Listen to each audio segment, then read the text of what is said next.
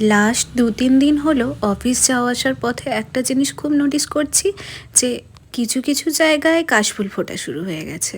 আর বাঙালির কাছে কাশফুল যে কতটা ইমোশন জড়িয়ে রাখে সেটা তো আর আলাদা করে বলার প্রয়োজন পড়ে না। পুজো আসতে এখনো প্রায় ২ মাস মতো বাকি, তবে পুজোর আগাম জানান দেওয়ার জন্য এই কাশফুলগুলো চোখে দেখায় যথেষ্ট। তো যাই হোক, অফিস সেরে এখন বাড়ি ফিরে গেছি।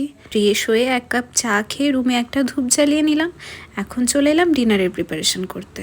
আজকে ভেবেছি পিওর ভেজ বিরিয়ানি বানাবো। এর আগেও ভেজ বিরিয়ানি বানিয়েছি, তবে সেটাতে আদা রসুনের পেস্ট আর পেঁয়াজের বেরেস্তা ইউজ করেছিলাম, কিন্তু এবারে পুরোটা একদম নিরামিষ।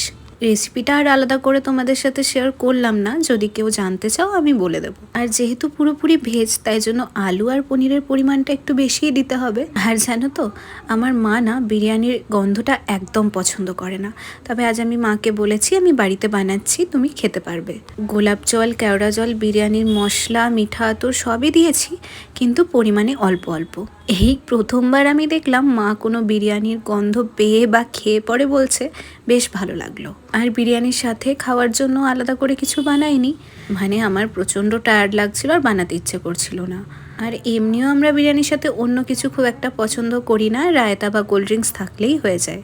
তো ওটা দমে বসিয়ে দিয়ে আমি একটু রুমে এসে এসিটা চালিয়ে বসলাম, মানে এত গরম লাগছে রান্নাঘরে না বেশিক্ষণ থাকাই যাচ্ছিল না। আর যেহেতু ভেজ বিরিয়ানি, আলুটা আগে থেকেই ভাজা ছিল আর পনির আর আলুটা ভালো করে কষিয়ে নিয়ে রান্না করে নিয়েছিলাম, বেশিক্ষণ সেদ্ধ হওয়ার তো বিষয় নেই, তাই জন্য ১৫ থেকে ২০ মিনিট মতো দম দিয়েই দেখলাম বিরিয়ানিটা রেডি হয়ে গেছে।